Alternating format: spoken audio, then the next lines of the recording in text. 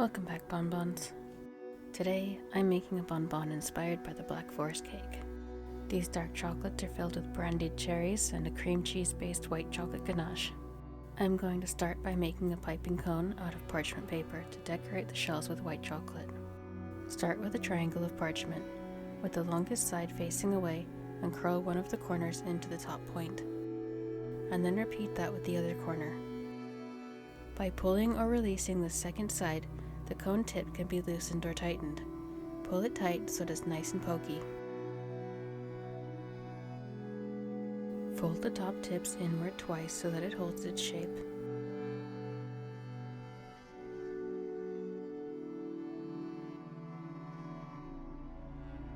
Only fill it halfway to prevent squeeze out during the next part. Flatten the top and then fold down each corner so that a point is left in the middle. Then fold down this point twice for a secure seal.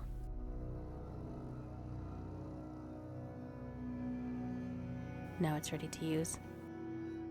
Carefully clip a tiny bit off the tip. The smaller the opening, the more delicate and elegant the lines of white chocolate will be. Don't hesitate now, start piping immediately. You can be as precise or as chaotic as you like. The mold I'm using is a diamond heart shape full of sharp angles, so I think some chaos to offset the order will be nice.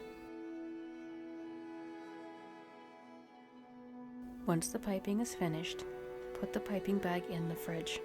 The parchment paper can be peeled off after it hardens and the leftover white chocolate can be used again. Scrape off the surface while the white chocolate is still soft, and then leave it to fully crystallize.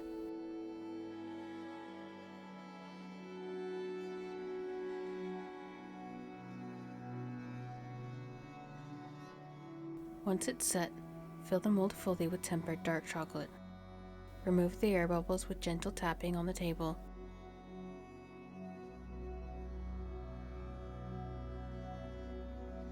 And then pour out the excess chocolate. Some gentle beating may be necessary to achieve the desired thickness of the shells.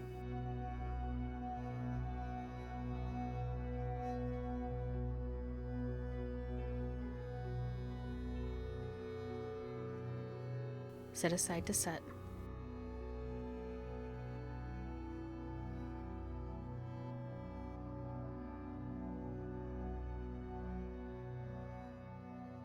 Now let's talk about cherries.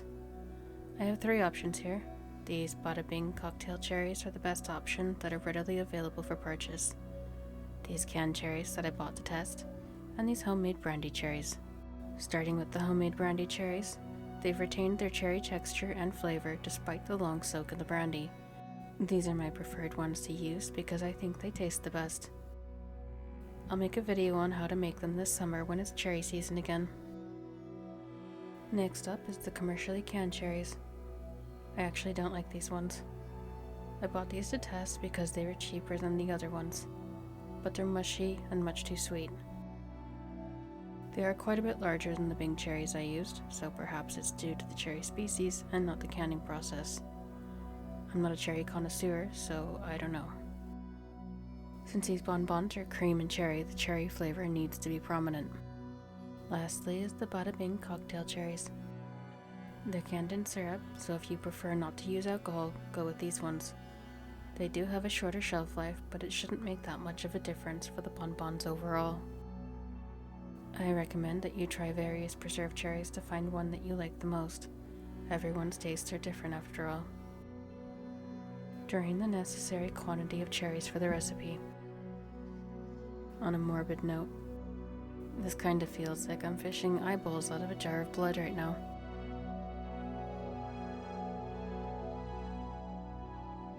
Slice each cherry into small pieces. Originally, I used a whole half of a cherry, but my taste tester said small pieces were nicer than the large ones. But watching this is boring. So, by the power of video magic, let's move on to the cream filling. A full fat cream cheese is important for shelf life and creaminess. I feel lazy today, so I'm going to measure everything into the same bowl. If you're not confident about doing this, there is no shame in creating extra dishes by weighing each ingredient separately. Next up is heavy cream and corn syrup or glucose syrup, depending on which you have easier access to.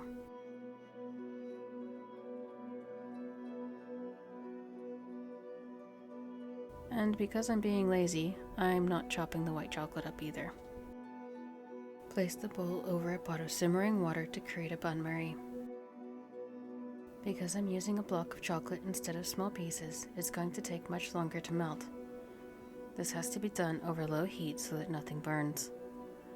White chocolate in particular is especially easy to burn because of the higher content of milk solids and sugar. Whichever way you choose is fine though, a big hunk or chopped pieces. You'll spend the time chopping or stirring, so pick whichever poison you prefer. Remove it from the heat before it's completely melted and let the residual warmth from the bowl finish melting the last bits. When it starts looking plasticky like this and all the lumps are gone, it's time to add the salt and the vanilla paste.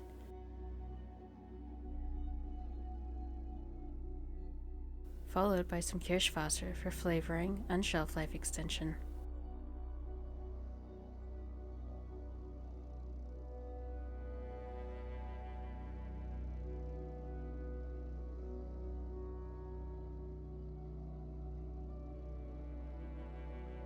Stir until it's all thoroughly combined.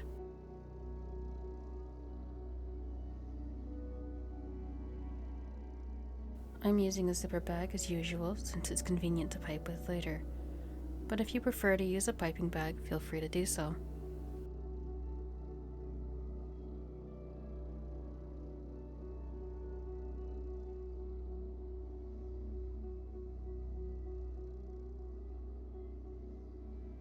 Leave this to cool until it's barely warm to the touch.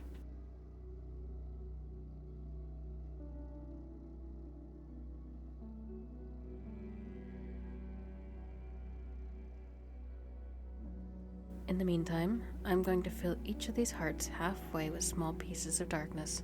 I mean, pieces of cherries. Take care that none of the cherries stick up past the edge of the chocolate shells, or it will cause you grief when sealing the bottoms later.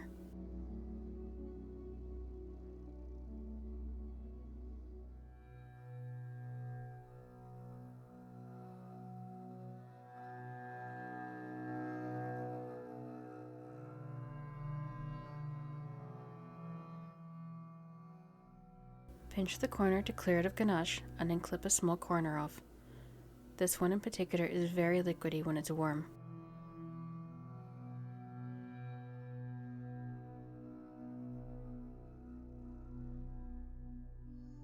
Proceed to fill each of the shells, leaving approximately 2 millimeters to the top.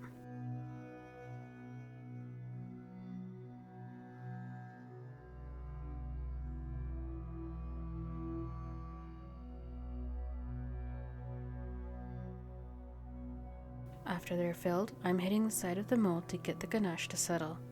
Because of the irregular shapes of the cherry pieces, it's a lot easier for air bubbles to become trapped in the ganache. A few hits should be sufficient for the air bubbles to stop.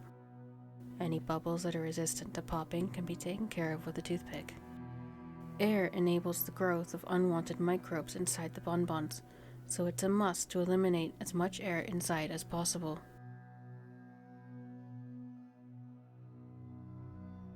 Place the filled mold in the fridge to harden for around 30 minutes to set firm. Seal the bottoms with tempered dark chocolate.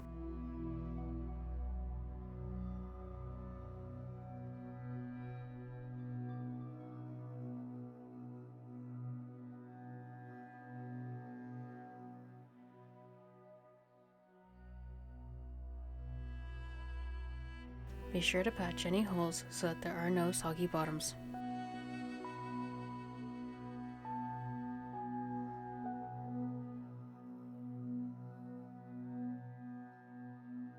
One good bang on the table should release them.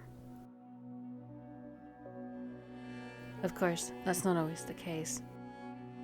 Sometimes a double tap is necessary. The little Black Forest hearts turned out well.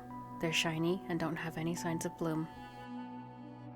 Are you ready to see the insides of the recipe that changed my mind about cherries? I hated Black Forest cake as a child. I would get excited whenever I saw it offered because it had such a cool fairy tale-like name. But then I would find out it was full of cherries, and every disgusting childhood medicine was cherry flavor. However, these are good enough to overwrite those experiences. I hope you try them even if you don't like cherries normally. As you can see, the white chocolate cream cheese ganache has set nicely. It's holding its shape, but it's still soft and creamy. And now, it's time to say goodbye again. But parting is such sweet sorrow, so subscribe to make sweets with me again. Bye bye, bonbons.